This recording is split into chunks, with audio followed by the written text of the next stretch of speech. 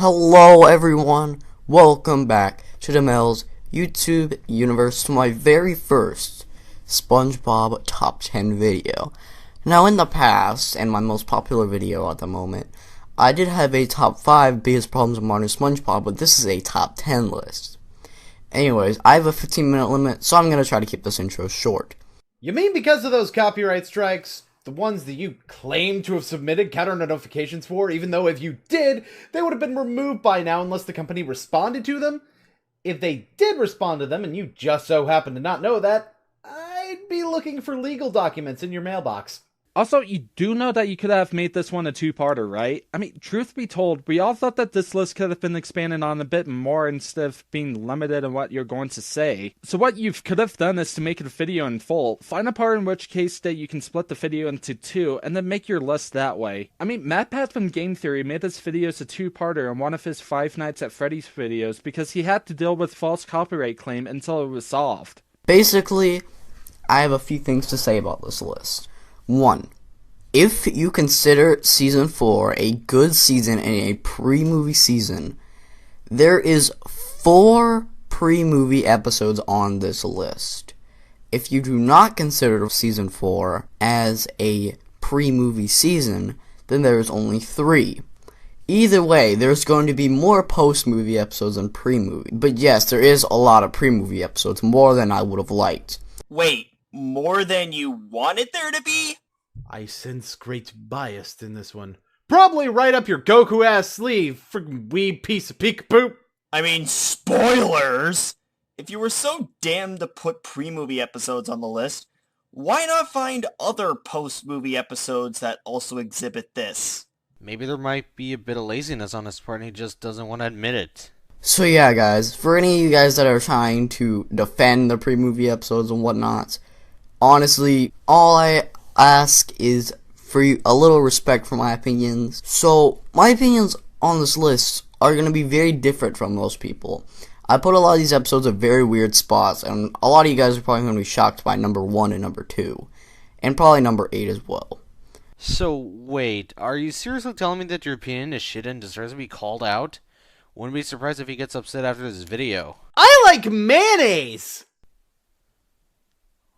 What? But anyways, guys, enough stalling. Let's get this list started. It's all about the money, money, money.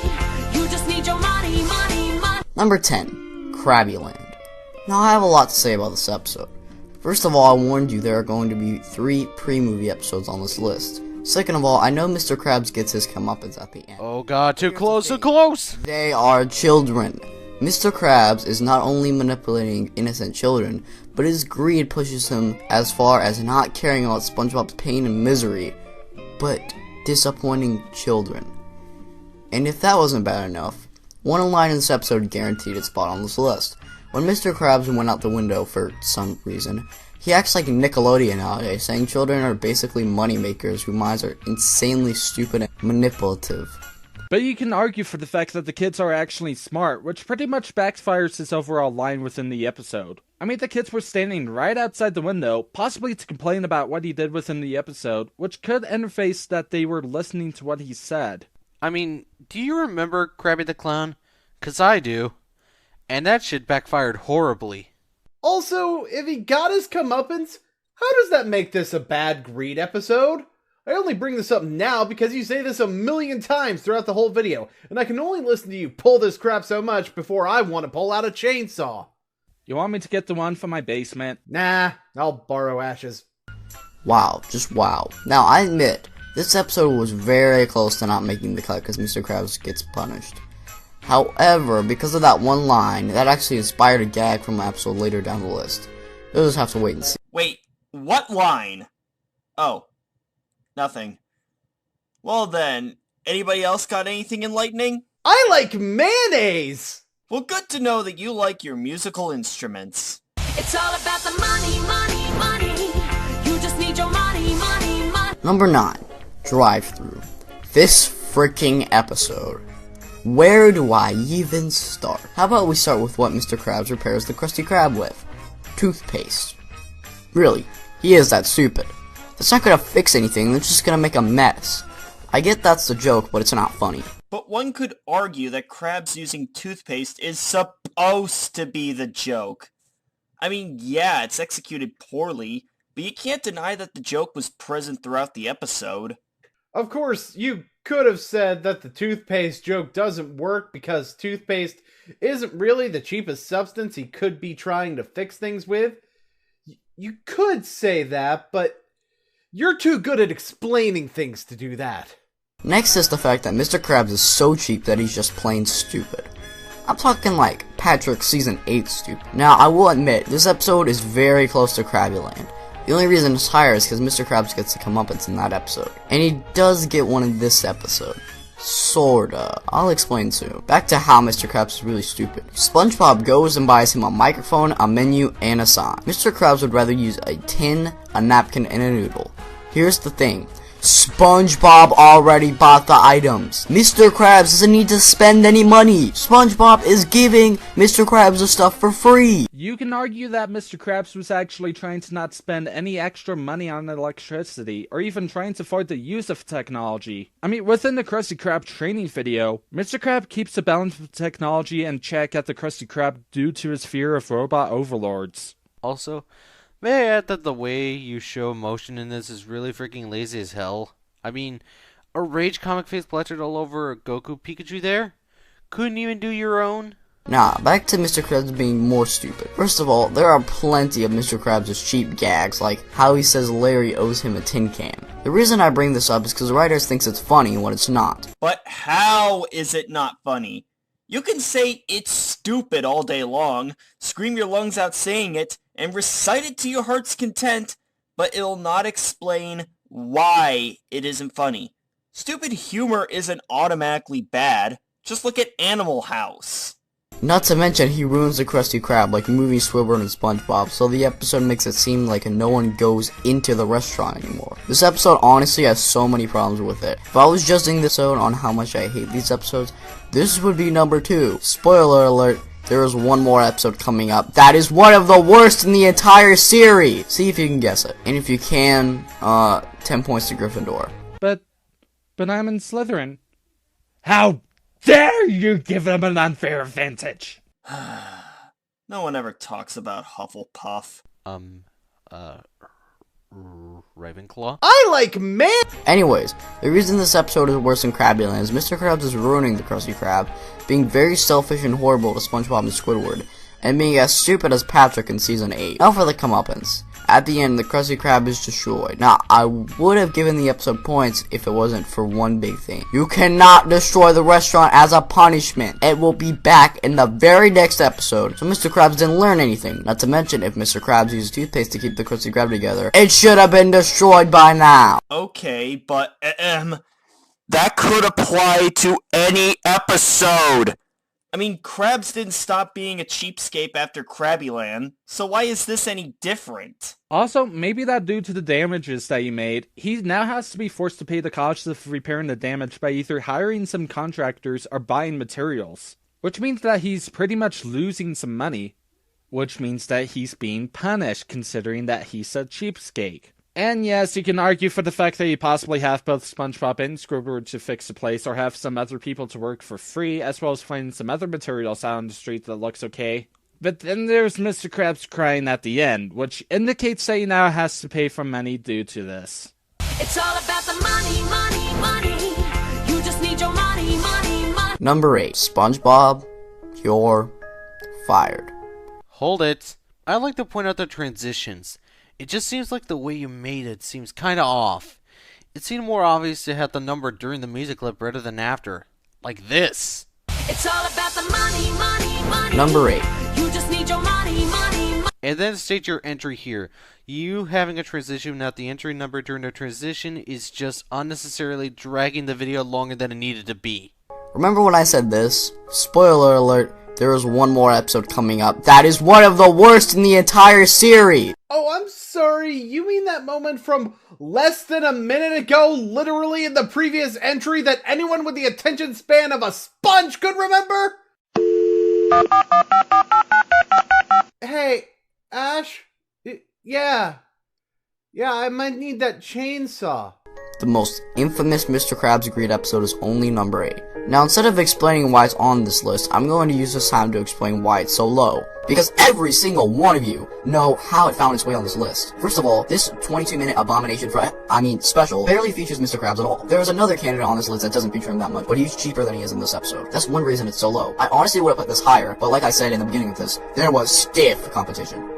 It was pretty difficult finding what 10 would be on the list in the first place, and it took me like maybe 30 minutes to an hour to figure out what place it would be on. Okay, maybe not that long, but you get my point. Anyways, another reason it's so low is because Mr. Krabs learns his lesson at the end. If I can say anything positive about this terrible excuse for an episode, it's that Mr. Krabs learns his lesson. Mr. Krabs learns he can't cook, just like in that other episode, so he won't fire SpongeBob again. The main reason this is so low is that it doesn't even feature Mr. Krabs too much. Also, the competition is so stiff. This is Mr. Krabs at his best compared to later down the line. He does things that are so inhumane, so out of character, stuff that is just pure evil. So you took the time to actually explain as to why it's so low on the list.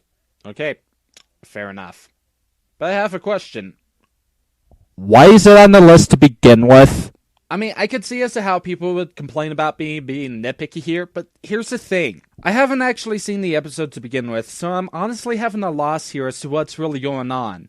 Within this entry here, you missed a crucial point of making countdowns and reviews like this, and it's the fact that you need to inform your audience as to what's going on. Without that, then you're leaving some of us out of the loop. And you can argue for the fact that I could just look some of the stuff up on my own, but here's the thing.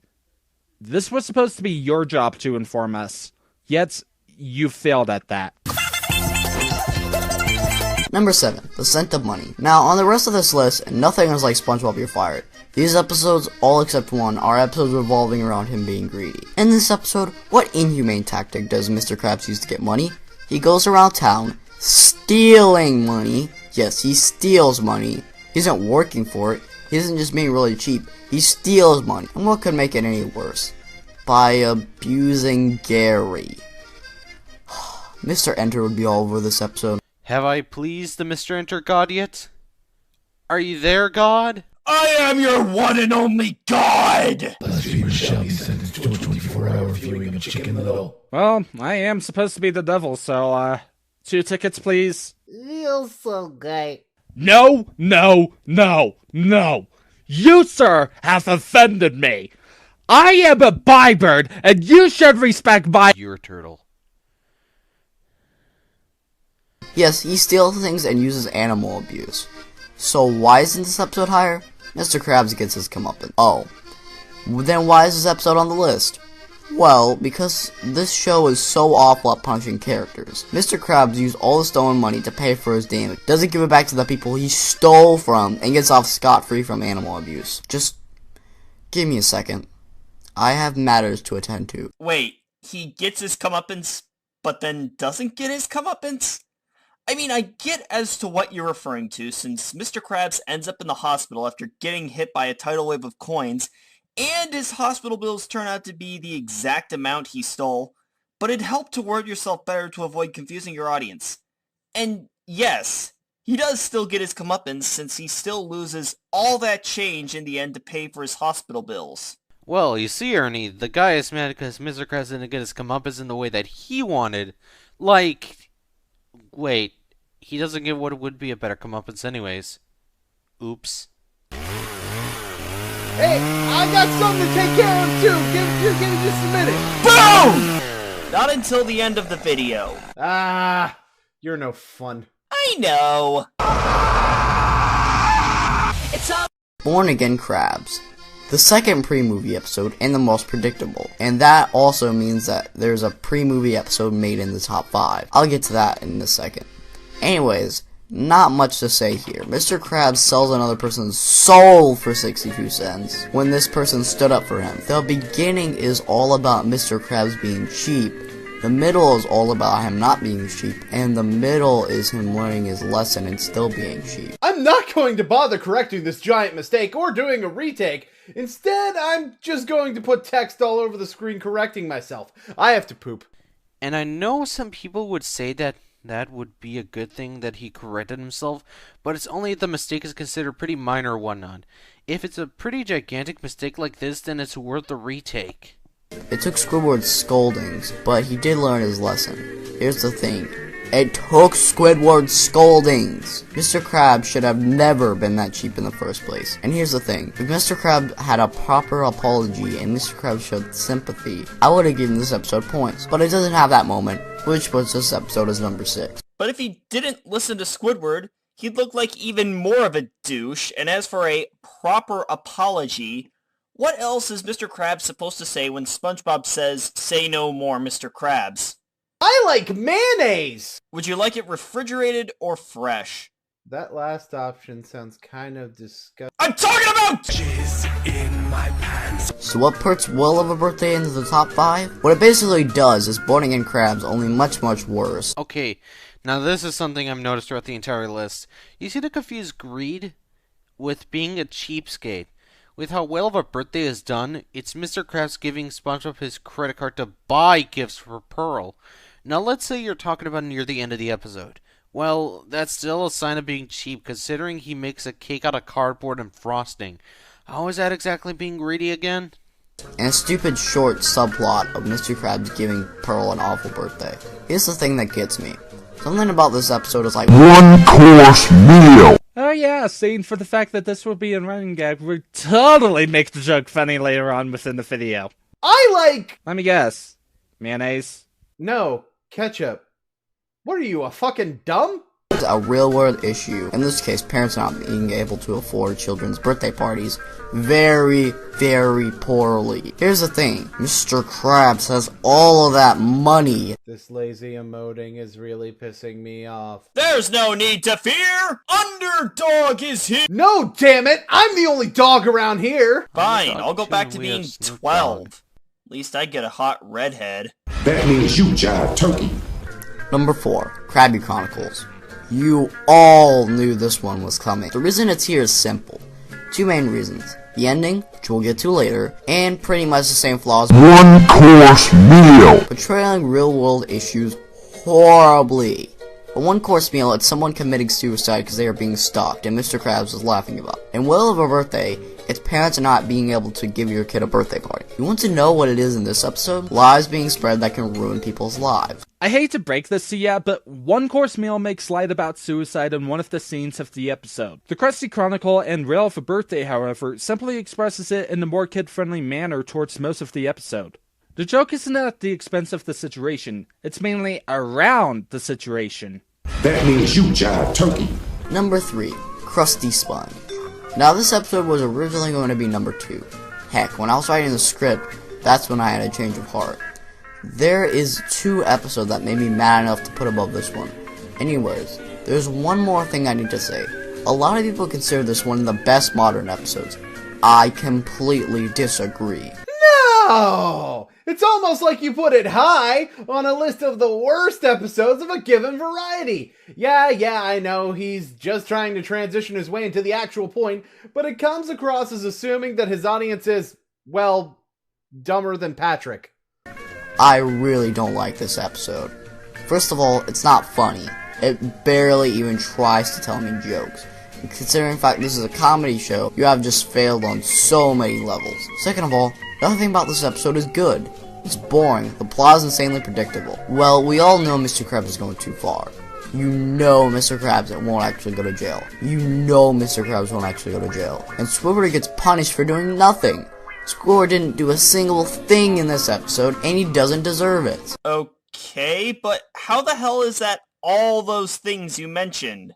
And for that matter, how does this segment involve greed exactly? So far in this segment, you're criticizing the episode as an episode objectively and pointing out its flaws, rather than explaining why Mr. Krabs' greed in the episode is bad. Daddy, what's a consistency? Well, son, do you know what a dictionary is? No, I'm 5. Well, happy birthday! Here's a dictionary. Look it up. I can't feel my face. Now, on to why I put this episode on this list. Mr. Krabs pretty much treats SpongeBob like a Nickelodeon by slapping his face on everything. You know, with these jabs at Nickelodeon, I think you have a problem with them, or, you know, their parent company or something. Excuse me. That means you jive turkey. Number 2, Jellyfish Hunter. Now don't get me wrong, I love pre-movie SpongeBob. It's one of my favorite shows. But every show has its duds. And if I'm with Stupid isn't the worst, this is. In fact, I hate this episode more than I'm with Stupid. I consider this the worst pre-movie episode. Anyways, what does Mr. Krabs do this entire episode? Enslave wild animals. That only already puts this episode on this list, but it gets worse. Mr. Krabs enslaves the entire jellyfish population. Over 3 million jellyfish are enslaved, and decides he will take the jellyfish off the menu, or else they will kill him at the very end. And if that wasn't bad enough, you know what does shoot this episode into the top 3? The fact that he is torturing these jellyfish. He is killing them and squeezing them for every ounce of jelly. Enslaving animals for money is cruel and disgusting. But what makes it 10 times worse is Mr. Krabs is torturing these innocent animals. They didn't do a single thing, and Mr. Krabs just has to do it for money. Wait a second. So you're getting upset over this episode for being really realistic with the tortured jellyfish, but you complain about other episodes not being realistic, especially when this episode shows how horrible it can be, and then having Mr. Krabs get punished for doing roughly heinous crimes. I mean, this is comparable to how people see KFC chicken farms. This entire segment is just confusing to me. Don't worry, George. You're not alone. I don't like mayonnaise anymore. Now this number 1 is gonna surprise a lot of you. In my opinion, this episode is not only the worst Mr. Krabs Greed episode, but this is in the top 20 worst SpongeBob episodes of all time. I don't think it belongs in the top 5. Heck, I don't even think it belongs in the top 10. But I think it belongs in the top 20 and would struggle to make the top 15. Anyways, now to the actual episode. It is... Penny Foolish. I'm gonna come out and say it. I hate this episode. This episode. I literally don't even know where to start. Okay, I know. How about this episode's plot? We spend the entire episode following Mr. Krabs. Who else is the episode gonna follow? That rock? That one over there? We ain't doing a whole episode on a rock. What are you, stupid? But it's a big, beautiful, old rock! Oh, the pioneers used to ride these babies for miles, and it's in great shape. And we don't want to try to put words in your mouth, but is it me, or do you not really like Mr. Krabs in general? I mean, it seems like your delivery came off as you hating Mr. Krabs. I'll put words in his mouth. Pikachu needs to eat some goddamn poppins! Win the contest, damn it! And what makes it so bad? He tries to steal a penny from SpongeBob. Freaking penny. Oh my god. This is even worse than SpongeBob, you're fired. Okay, I'm sorry for being a nitpicky bitch like a little turtle here. Wait, what turtle?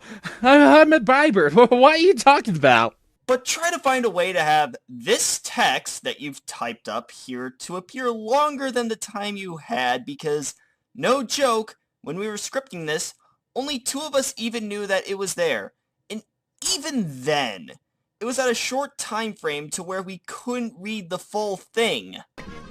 We spend an entire episode of Mr. Krabs wasting our time, and his own time, trying to get a penny out of SpongeBob. Now there are 3 main reasons why I hate this episode so much. First of all, SpongeBob keeps telling Mr. Krabs he doesn't have a penny. Mr. Krabs is being more ignorant than SpongeBob and Patrick were in Good Neighbors. Second of all, they ruin the ending, which I will explain later. Third of all, the solution to Mr. Krabs' problem is so simple. If Mr. Krabs goes to the bank, he can trade $1 for 100 pennies. 100 pennies. There, Jesus, a motherfucking God, which is all incredibly holy by Mr. Enter. You've missed the point of what Mr. Krabs was trying to accomplish here. The point was that he was trying to gain money, as in trying to add in 1 cent to his total amount of money that he has. He wasn't trying to gain a penny because he wanted a penny. Hell, I would think that I would know that Mr. Krabs would go to a bank and take $1 bill and get 100 pennies if he wanted to. But that's not the overall point of the episode. In fact, did you make this point because of how the theater showing that night, of how he had these different changes but he has no pennies? Well, that was because of how he was trying to scam SpongeBob into getting Mr. Krabs a penny so that he can be rich!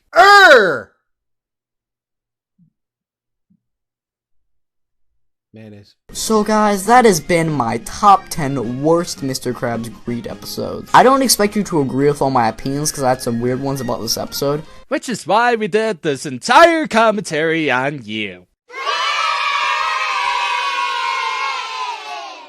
This is Deep Dish Unit 18 of 34. 8 of my brothers have been destroyed by the crash. Good news is, the star slamming experiment was a success. Bad news, we've lost the Cosby Comet. But we will survive, we will still broadcast, and we will still look for Mr. Captain. I'm currently malfunctioning. Okay, that's how much of a computer we have right now. Alright, begin the transmission. Oh, so that's why it sounds like as if you were quote-unquote moving within my last commentary on you. You were trying to do stuff after rebooting. Too bad that with this intro here, I have new questions forming in my mind. Seriously, can you at least try to bring up previously on Deep Dish reviews or something so that the audience, as well as myself, can at least understand as to what the hell is going on? Can I just say that the intro has next to nothing to do with the review at hand? Okay, so we have him rebooting and mentioning some clones, and it gets dropped like flies under bug spray.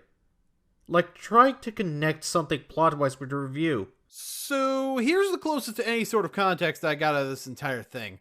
After the star slamming experiment that gets no explanation whatsoever and really just sounds like you're making celestial bodies fuck, there was a crash of you and your android buddies, and 8 of you fucking died in that somehow. And then you rebooted and are malfunctioning, even though nowhere in the video do you show any actual visual or audible signs of this malfunction, save for a slight little snicker in this intro.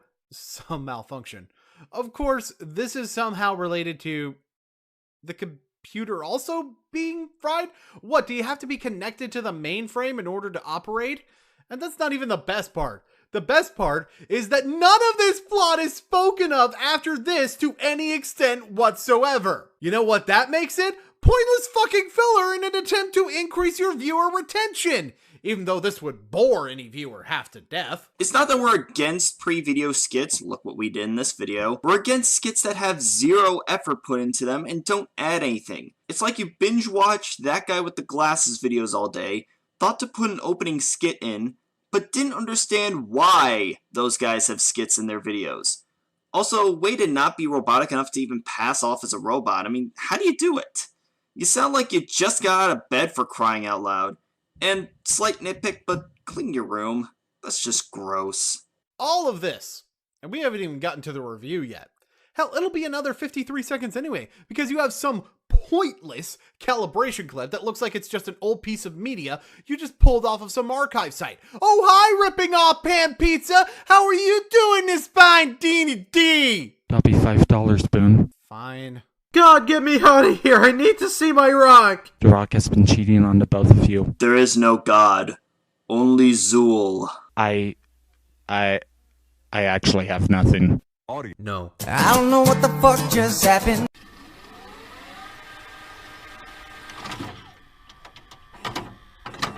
Let's all laugh at an industry that never learns anything. Tee hee hee. During a conversation between me and the captain as to how we'd go about making a Sailor Moon reboot, Robbie wanted Serena to be a fully grown adult ass-kicker instead of a 14-year-old schoolgirl, since he felt that the high school backdrop many an anime has been known for exists specifically to waste our time with characters sitting in a room doing absolutely nothing interesting. Wait, why did that little disclaimer say that this video is a fandom arson? I thought it said it was a Deep Dish review.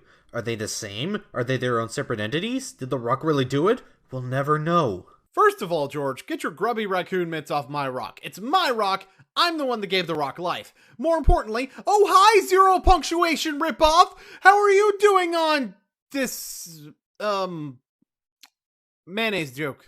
On top of perhaps one of the worst British accents I've ever heard, last I checked, Sailor Moon knew how to balance itself out from day-to-day stuff like school and its action when it came to whatever the villain of the week was. Hell, in some cases, the stuff that occurred at the school would also tie into the action parts. A perfect complement to what he calls the precursor to the laziness glorification vehicle we call gassy temperatures. Huh, that's weird.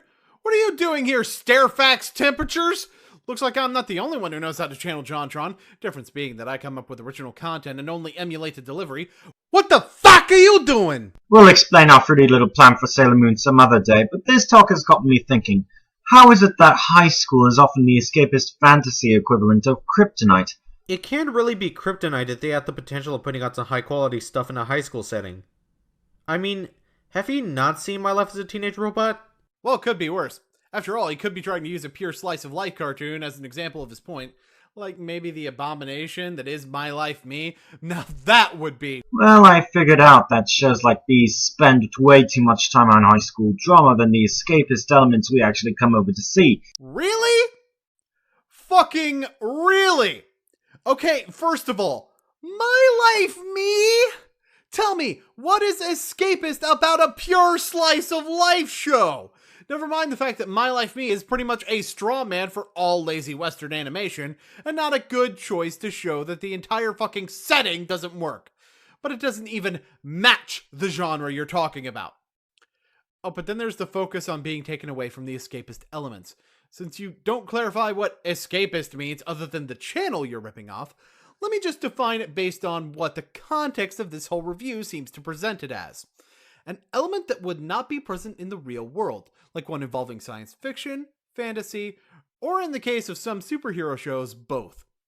Besides just Sailor Moon, which integrates the less action-oriented scenes with the escapist elements by showing how one affects the other, there's also Power Rangers. Now I could just stop right there and say, your argument is invalid. I could list off hundreds of examples right fucking now. Or I could pepper examples throughout the video of shows that work and have the elements you described. Oh wait, I think I'll do both of the latter two! Anyway, to get on to what Boon ranted about, how is it inherently bad that certain fantasy and sci-fi shows even take place or have a high school in it? By that logic, I can't like a haunted house being an everyday street with a giant sign that says, "I scary," because it's out of place. Did we also mention that kids go to school and thus cartoon creators want to perhaps connect to their audience? I know, such an alien concept. Specifically because the bland and mundane things in life, like drama and shipping, are the easiest to write. Isn't that right, Annie McBeal? No, drama isn't an easy thing to write down like you think it is. It needs justified conflict. It needs full involvement between the characters. It needs to be interesting and not at all sappy, corny, or, well, badly written. As a writer who's worked with other writers, who the fuck do you think you are to tell us what is and isn't easy to write? There are plenty of writers who have an easy time writing drama like George R.R. Martin, and then there's writers like me who do not write interpersonal drama well and are much better at writing wider scale or political conflict. In addition, writers can also have talents with different genres, because writing a comedy is different from writing a dramatic piece. And even then, writing slapstick is very different from writing dark comedy. So, no, it's not objectively easier to write any one genre, you fucking pedestrian bourgeois little piece of excrement. Do you want to know who's a good writer? My rock. You stay away from him! Son, what does bourgeois mean? Read a goddamn book! I don't have an issue with anything you said. It's just fun to punch you. Fair. Say it ain't so, deep dish, I hear you cry hanging from my kneecaps. Please be gentle on dear old Danny. No, you clod, it's Robbie who hates this show, not I. Besides, it ain't even on Nickelodeon.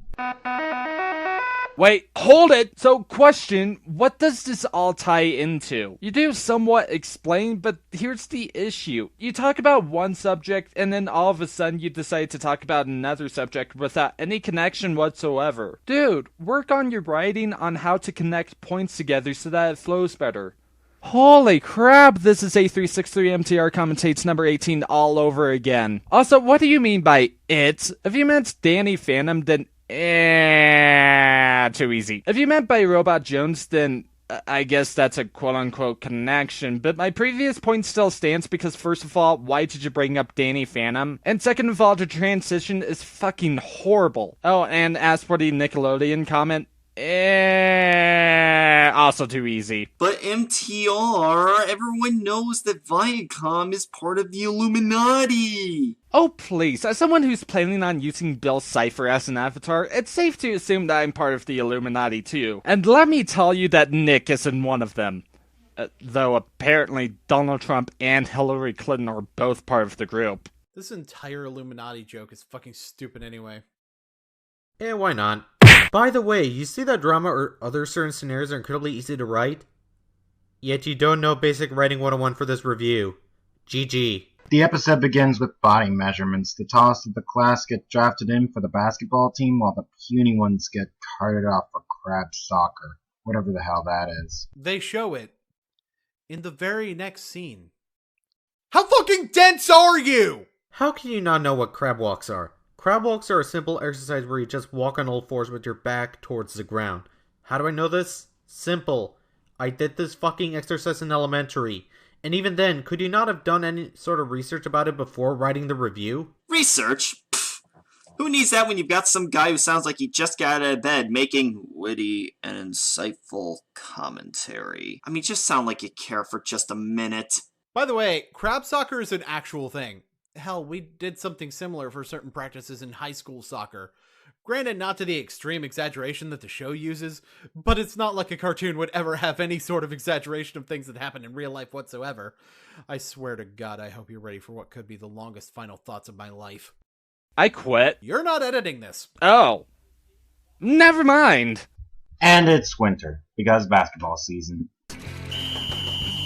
Get down on all fours, robot! And let's see some crab hustle!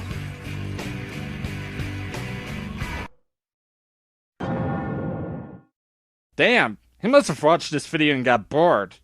To death. I'm funny, right guys? No. Now give me my rock back! Immediately you see the cracks within the concept of the show. It's a lone robot in a normal human high school. Technically it's a middle school, but they're so close together I may as well count it here. First of all, fuck you! High school and middle school are not basically the same thing. It's not like there's more signs of physical development in middle school, and thus the growth spurt premise of this episode wouldn't work in a high school setting at all, and if it did, it would be a stretch, no pun intended. That's just one example of why a middle school and high school setting work differently. Never mind the fact that some middle schools also use a class setup more similar to an elementary school as well. And if the important aspect is that it's a school setting, why not just call it a school setting? Second of all, so an abnormal person in a normal school is automatically bad? Let's see. You must really want my fucking list then! Invader Zim, Symbionic Titan, most versions of Spider-Man if he's not working in a normal office, Star vs. the Forces of Evil, the original Powerpuff Girls no matter what you think of the 2016 version, Dexter's Laboratory, Cow and Chicken. You're right, Ernie. This is fun. I know, right? I wanna have fun. Why do people keep producing animated TV shows set in these generic high schools? It's not a very interesting place to set a show. It's dreary and sterile, the people there are unpleasant, and you forget about it the minute you graduate. In fact, there's only one name I can remember from high school off the top of my head, and that's simply because she was an otaku anime girl, I guess. That's funny, I remember lots of people from high school. And I graduated in 2005. And I really don't like using this argument because of the stigma according with even saying the words associated with this, even with the overall fact that I've already said this to you in commentary number 18. But it's a kid's show. Yes, I know you can review a kid's show too, but maybe, just maybe, the show wants to relate to its target audience a little bit, especially with the setting being at a high school. After all, Superman works a desk job. And don't even get me started on the damage it dealt to the captain's sanity. RJ and Sox flaunt their placement on their respective teams with predictable response. The handicapped girl Shannon drops by much to Jones's delight, but naturally she ignores him because the dude's hella small. They watch the first game of the season when, really? These dorks are in their late teens. Why put those puny munchkins alongside those lunks of lumber? Clearly, yet another way the system's rigged the world from cradle to grave. I don't really see where this joke is even going. I checked the Wolfpack website and it's apparently a political website, and I don't even know how this even relates to the joke of tall people blocking the character's view of the game. Also, high image that gets used to represent corporate greed in Jim Sterling's videos? Not even the last time that you steal Jim Sterling shit. I don't know what the fuck just happened. I should probably mention the mess that got this show sunk. Originally, they used Macintalk Jr. for the voice of Robot Jones, and it perfectly fit. A little on the cheap side, yes, but as the NSCL put it, it can be a brilliant idea for a cheaply made animated show. I'm sorry, cheap animation? Yeah, no. No, the animation is not cheap. Why? Because this show uses cell animation. You know, how animation used to be done? And this show came out in an age where cartoons switched to digital animation. And guess what? Cell animation is more expensive than digital animation. How can it be cheap when it's actually pretty expensive? And I'm sorry, you think Bobby Block is the reason the show got canned? No. Well, there was a lot of executive meddling that made Greg Miller leave. The recasting, as it were, of Jones wasn't even the tip of the iceberg on that. Never mind the fact that it's actually a decision I personally agree with. You're probably not aware of the fact that the show was thrown around the schedule so much that it may as well have been the typical Brock Lesnar opponent, or the fact that the show wasn't even Cartoon Network's choice. They put a viewer poll out to decide which of the pilots would get greenlit, and Robot Jones won that poll. In other words, the people got it on the air, but it got the Invader Zim treatment, shafted in ways that had nothing to do with changing a voice actor. This could have been the end of it, but judging by the voice you're currently hearing right now... Hello, Shannon. I made the Crab soccer team. Your body type is too large for Team Unit. That's right! Executive meddling strikes again! They thought that having synthetically voiced characters was way too weird. Yeah, try saying that to Hatsune Miku. So they swapped it out with Bobby Block, going as far as to redub the first season. Damn! Not to knock the kid's voice talents, but Judith Barzi, you ain't. Bless her soul, fuck Konami. Oh, so that's why you played the incredibly non-contextual Metal Gear clip. So you could justify saying fuck Konami. This is a repeat of my 18th fucking commentary, like holy fucking shit. Okay, I'm not gonna fault you for not playing any clips of Macintalk as Robot Jones. I'll let my co-op partners tell you why the fact that the clips of original show with Macintalk aren't very high quality isn't an excuse. But I will say, once again, I actually like Bobby Block. Yes, using Macintalk has its own charm, but if we were to actually play something with the audio... Your mission, watch Whatever Happened to Robot Jones. Premieres Friday at 9:30 on Cartoon Network. You might be able to hear the Macintalk Jr. voice doesn't sound all that childlike, and Robot Jones is supposed to be a child. And honestly, it works giving Robot Jones a new voice to add some more emotion, and even then, the voice itself still sounds semi-robotic, so there's no harm done. Naturally, growth spurts aren't really a thing for robots unless you count upgrades and such, so Jones takes matters into his own hands.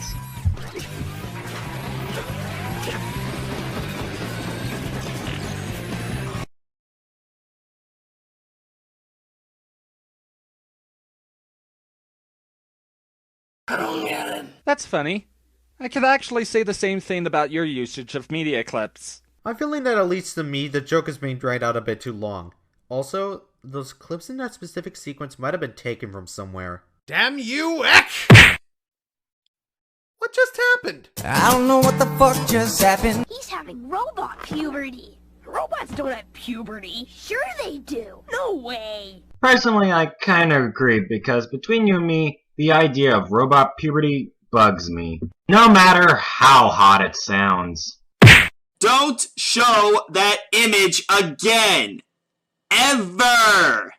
Except in your personal time, of course. Why the hell did you punch me? I didn't do anything! At least not this time. Well, I had to punch something. Fair. Because The Rock said so. The Rock says you're a jabroni!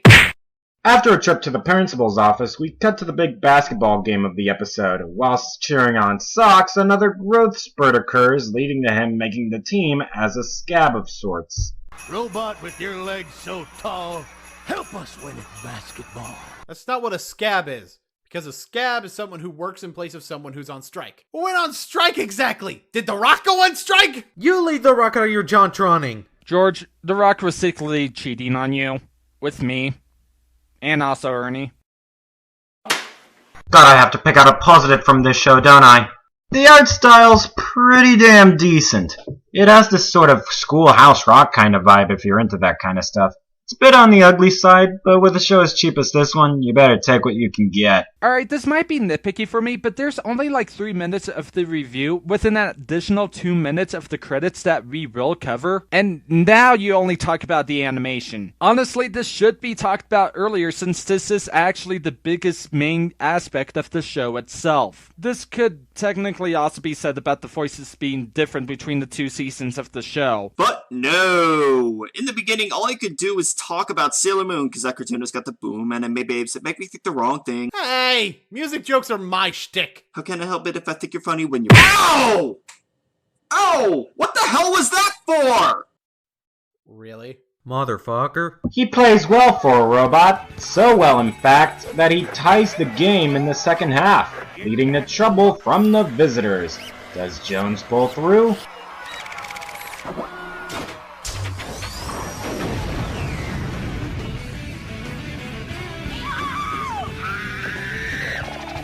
Of course he does! It wouldn't be a generic high school plot without the good guys winning. Hey, you know what's funny? Tropes aren't bad is a trope. Because, tropes aren't automatically bad. Plus, I see where you're trying to come from, but the problem is you say that it's a cliche that the good guys win every time, when the cliche here is they win at the last second.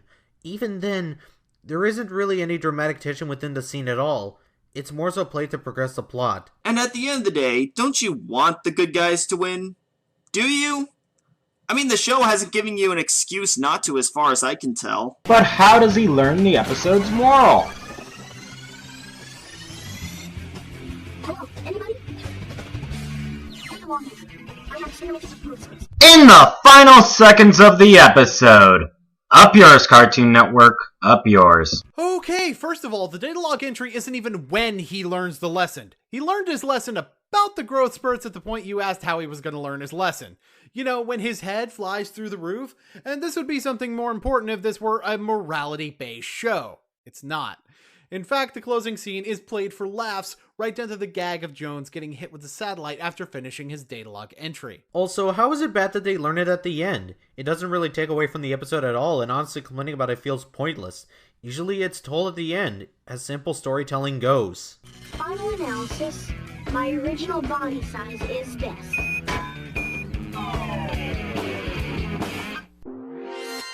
Conclusion. Okay, let me at him. You did not take a fucking clip of Digi Valentine. The other times you tried to imitate it in some way, but here, you just flat out stole a clip from him. Fuck off. Damn, son, where'd you find this? Oh, baby, a triple. I can understand why the aforementioned YouTube channel NSCL. Oh, hi, Mr. Enter! I wasn't expecting to see you in this video. I figured Alex was too busy ripping off semi-respected YouTubers. By the way, I've been waiting to tear this screen right here to shreds for the entire fucking video. So let's start with your Enter ripoff scorecard and the temperature of the episode. You have a key here, but if you're going to give it a goddamn score, why not just use a goddamn score? It accomplishes the same goal, and you in no way incorporate this temperature concept into the review in any other way. It's just arbitrary. Kind of like your Enter graph. Okay, so the only thing I can get out of this at all is that the blue bars mean negative points, and the red bars mean positive points, which, again, extra complication that serves no purpose, but fine, whatever. Would make sense if it were the other way around, if not for the temperature thing. Seriously, why are you using the temperature thing? But why are the values a -2? You said nothing about any actual values. The only thing you said was that you didn't like the pacing of the quote-unquote moral that wasn't even a fucking moral. You are aware that a show doesn't have to teach morals in order to have good values, right? And then there's your little text blurb. You said there's no real heart put into the show, unlike Breadwinners. You know what? No. Saving it for my final thoughts. Oh, the cheat for... My rock is not pleased with your reference. Didn't want to recommend this show to anyone. The setup makes this show way too predictable for any payoff to properly function. The characters are archetypes we've seen way too many times before, and it's overall so bland and unwatchable that I actually feel like I'm doing an injustice even putting it on the list. Give Space Pirate Mito some credit, because at least it does new concepts on top of the usual anime high school superhero tropes. Robot Jones isn't even an anime. You want a real anime? You should watch Seinfeld. And Breadwinners does new concepts all the time. And at least you could make out what sort of characters our casts are supposed to be in the Ratchet and Clank movie, but this show is on par with Johnny Test. Wait, Teach, can you slow down? You're cramming too much in and it's not really to your advantage. Will this be on the final exam? Did you just barely above... Final thoughts? Nope. Fuck it. But unlike Johnny Test, its cancellation after 2 seasons was mercifully swift. I mean, hey, if you like it, that's perfectly understandable, because the way I see it, I know every show has its fans. Oh, hi there, Search for the Worst. What are you doing? Nope, not. Final thoughts. Oh, looky here. Hi, I hate everything. How you doing today? Do you hate yourself yet? Of course he does. Look at what channel he's on. And I've stated at least one reason why, but I wouldn't mind to see another data log entry during the middle bar of the Search for the Worst. Well, Cartoon Network realized that putting an out-of-place extraordinary in a mundane and ordinary setting, it was utter truck to begin with, so they took the Galaxy High approach and slapped a normal human into an extraordinary school. An animal school, if you will, and thus my gym partner as a monkey was born. But wait, doesn't that count as a cartoon in a school setting? So really, my gym partner as a monkey falls under this particular category you call a problem. Hey, Boone told me to tell you guys something. It was something about, I don't know, final thoughts or something. I wasn't really paying attention. Why are you still here? Members only, bitch! Hopefully Robbie will come banging on my door to make me review an episode of this show, because I find it perfectly okay. But what they didn't learn was why such a premise is flawed to begin with. It makes for predictable television. You know what? No, I'm gonna save mine for my final thoughts. I originally didn't want to have final thoughts, but fuck it. The point here actually made me want to have one. Fuck everything, I'm going with BoonSlayer. And then there were 2. It's just you and me now, George. I think you mean you, me, and my rock. You may have mild psychological issues. Teacher told me that there was going to be more on the final essay. I can't fail this class. In case you're wondering, yes, we are proper pissed that the Powerpuff Girls reboot our favorite trio in the middle school without even bothering to age up the designs. I'm sorry, but what, dude? They aren't even in middle school. It's an elementary school. I guess you could make the argument it's a combination of an elementary and middle school, but either way, bro, they explain in the same episode that preschool got destroyed, which is why the girls are even, like, hair. Wow, I didn't know rocks were surfers. Well, maybe a certain kind of wave, if you catch my drift, bro. Curia wave? Dude, I'm talking about weed. I know Bob Boyle has done a lot better with Yin Yang Yo, but I have a feeling that I'm gonna have to ask TV's Kyle to give you the talk. Like, have him just walk up to you and say, Most women, most human females? But that's Mr. Enter. Oh, hi, Mr. Nope. You had to say something eventually. Final goddamn thoughts! The majority of the female population has them in some form. And, you know, the species, actually no, the entire mammalia class of animals wouldn't exist without them. I'm at Comic-Con! Flash. Honest to God, these are probably the worst end credits I've ever seen. And there's a problem when someone has to point out the fucking end credits! Notice how multiple screens flash for maybe a second or two with Patreon and some other crap, but pauses long for social media and 9 other videos with, get this, no annotations. What is the point of having those if you're not going to provide annotations? There's not even any titles on the 9 videos, so if someone was somehow interested, they probably wouldn't know what the fuck they're trying to find. Oh, and as for that Patreon, don't expect that to go anywhere if your content quality remains how it is. Also, I get for the fact that you want to draw everything, but bruh, for the logos of the other websites on the top left, you do realize that PNGs exist because, holy crap, look at that fat bybird. Oh, and before you argue, I'm pretty sure that you didn't draw sans. Oh, and adding on to Ernie's point, they don't have annotations as well. Yes, you do place in the usernames for your social media accounts, but trust me, that's easier for your overall audience. Wait, MTR, I thought you said only final thoughts. George, I told you, I can't fail this test. Okay then. Anyway, for one last thing to point out is this blurb near the end. Please ignore the official release. In this case, No, you'd be wrong on that. So wrong since Robot Jones is at least considered a decent show with a following. Ignoring whatever the hell that ending was.